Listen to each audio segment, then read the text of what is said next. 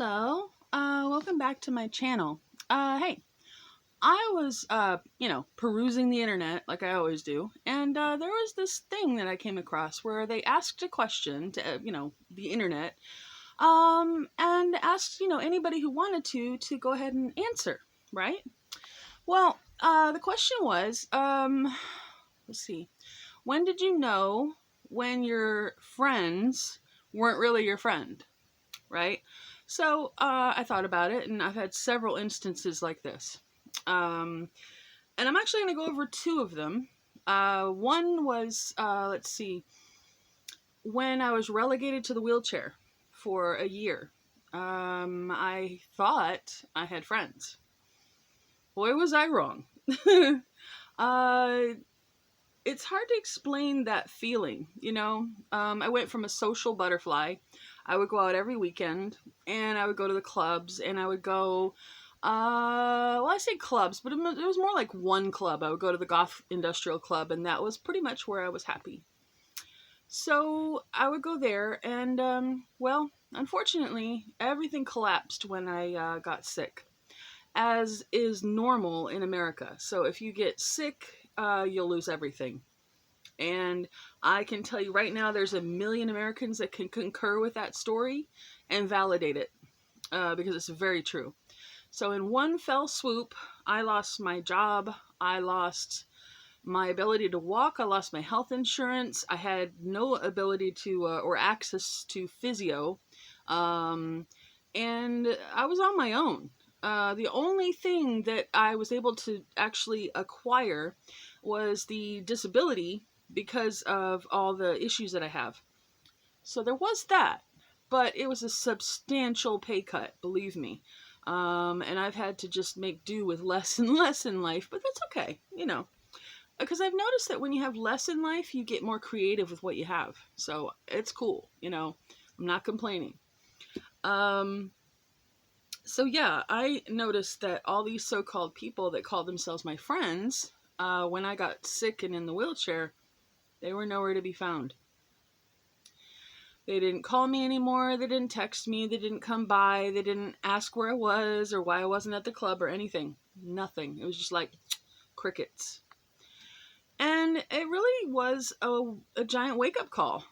Because, you think you know people. Think again.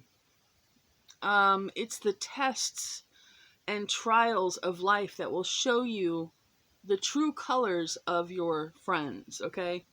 And believe me, most of them are fair weather friends at best. So, you know, be thankful when you have somebody who is truly deserving of the title friend, okay?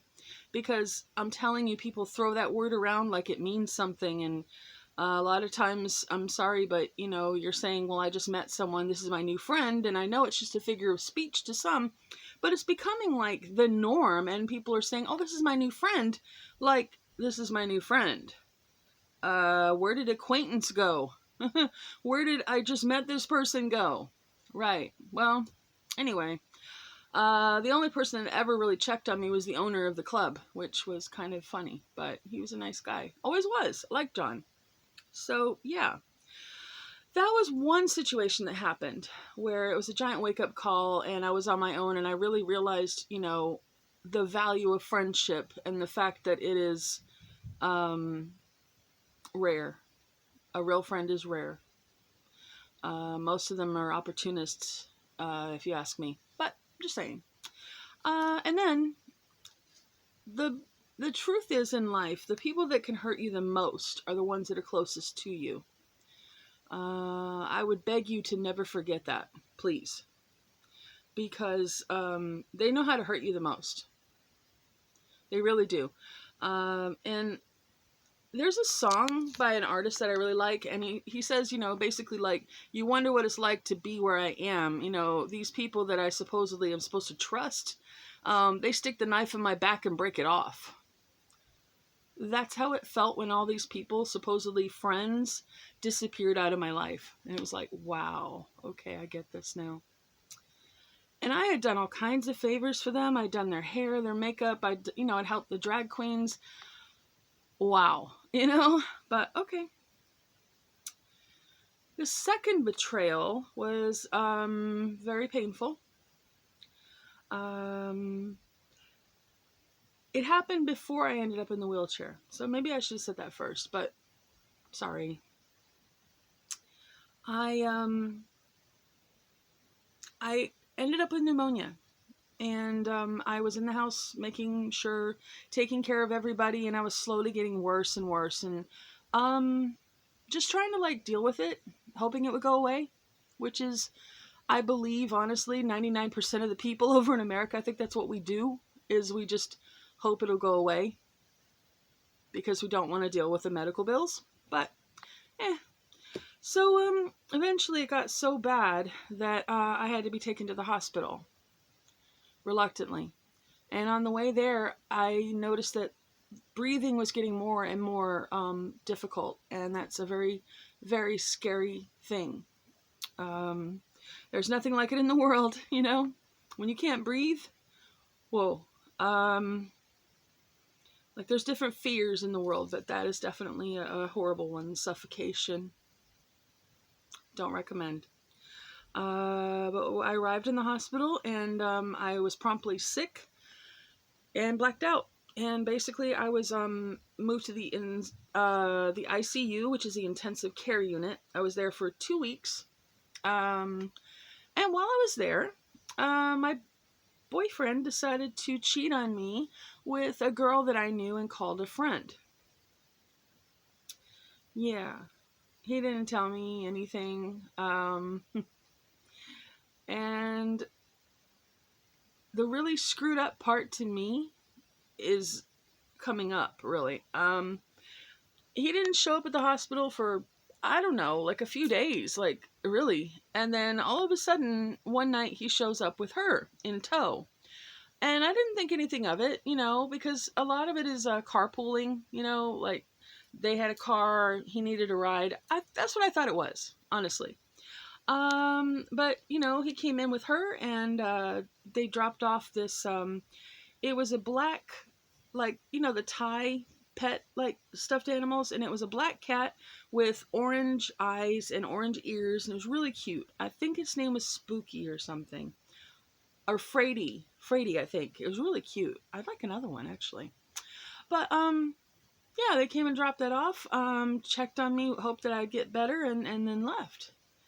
No clue. You know, I was released from the hospital after a while, as I've explained to you guys in the first video I did. But when I got home, I think it was not even a few days, and he tells me, "Oh, right, by the way, I screwed this girl."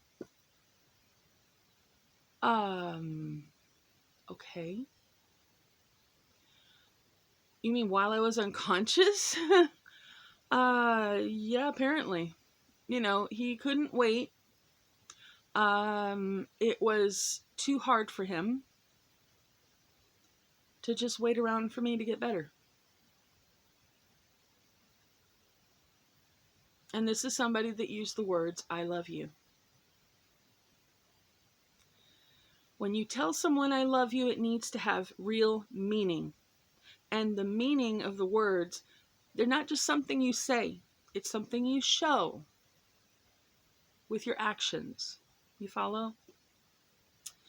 Because I've never been the kind that, like, I get in their cell phone, I go look in their phone and see what I can find, or I've just never done that. I don't know why. It's just not my style. I don't know. I don't judge other people. I mean, I think at first I thought a lot of people were insecure to do that, but then there's so much of it going on that I don't know, maybe it isn't. However, that was the second betrayal because she didn't even have the guts to tell me what had happened. I knew her. She was, again, my friend, and she couldn't even tell me. I'm not a violent person. You know, I wouldn't have, like, got up and thrown a chair at her head or anything. You know, no Jerry Springer going on here. But, like, who does that? I would never do that to someone. And maybe that makes me, like, weak or a naive person, or I don't know. I'm unprepared. I don't know. I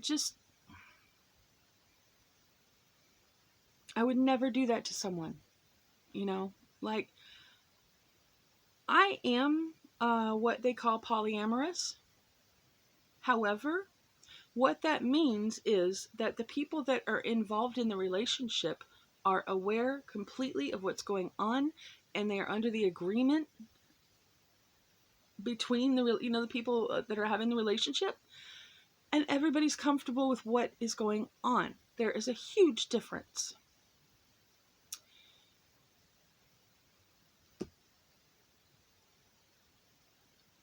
I don't He kept asking me, if I'd forgive him, Man, I just didn't care enough to forgive him after that. I didn't feel anything. I didn't have much invested. So for me, it was like, I don't know what you want me to say. Um, I've been betrayed in the worst possible way. Like, what could you possibly say that would, fix it? So yeah, my advice really is, don't trust anybody until they earn your trust. And don't count on anybody to do anything for you. You do it yourself. Um, because, it could be the most well-intentioned person in your life, and they'll say, okay, I will go do this for you. But you know what's funny? Is whatever it is that you're asking them to do for you, that's not their priority in their life. So for them, it's like an errand or a little thing they've got to do. Well, are they really prioritizing what you want them to do? I'm just saying. If you have it within your power, do it yourself. Honestly, do it yourself. Because in the end, there's really very few people you can trust, and I really am of the believer that you can really just trust yourself until other people prove otherwise. And give it enough time, the truth will come out on people and their personality. You'll see who they really are. You can't hide, you know. Um, So yeah, it's a bit of a serious discussion today. I'm sorry if it's like taking a turn into the heavy. I apologize, but for me, it was extremely heartbreaking at the time, and yeah. But in brighter news, we did have a visitor last night. He came, he visited. It was great, and he said he's going to haul off our wood, like all this spare wood, because he has land and. He needs wood for his bonfire or something, so I said, okay, great. And I've stacked some over there. And see, once he gets rid of that, I can take the other stuff apart and I can move things out and I can make more room. It's a slow process, but eventually this room is going to be pretty nice. And, it takes some time. Oh, and by the way, if you have not checked it out, go on Netflix and watch the Squid Game. It's really good. I didn't binge watch it. I just thought, I'll give myself a little bit at a time. Totally worth it. It is a good show, man. It is a really good show. There's so many good shows coming out of that part of the world, man. You've got to give them a watch. Really. Don't just go to Hollywood for your go-to movies, okay? Promise me. Because I'm telling you, there's some amazing French movies out there. There's some really good South American movies. I've seen some amazing stuff coming out of Russia, too. So, I'm just saying, broaden your horizons, try new things. It's a good thing, okay? And I know I forgot to mention it at the beginning, but, you guys are always welcome. Surround yourself in my rainbow room, for real. And it'd be really nice to, have you here with me. I'm always grateful for any new subscribers. And by the way, thank you for subscribing. I've noticed there's been a couple of new ones, so thank you so much. I appreciate it. If there's anybody new, because I have noticed there's been a lot of people that watch my videos, but they don't subscribe. Please subscribe. It helps me. It really does. It helps me out. Because I'd like to get bigger. Not, you know what I mean. My channel. Yeah. And then I can show you more cool stuff. But yeah, I was trying to think if there was anything else I wanted to share with you guys, but maybe. I've got more ideas. Anyway, I hope you like the dream sexual one. That was kind of interesting for me. All right. Anyway, I gotta go, but scroll to the bottom and please, hit subscribe. Subscribe to everything, and I will do my very best not to let you down. Okay? Because I'm trying to put out content every day or every other day. And I do go through periods where my fibromyalgia just goes, no, we're not doing anything, and I'm like, Ugh. But so far, so good. And the warmer it gets, the better it is. So, well, for my fibro, I hate hot weather, but yeah. All right. Love you guys. Talk to you later, okay? Mwah. See you later. Bye-bye.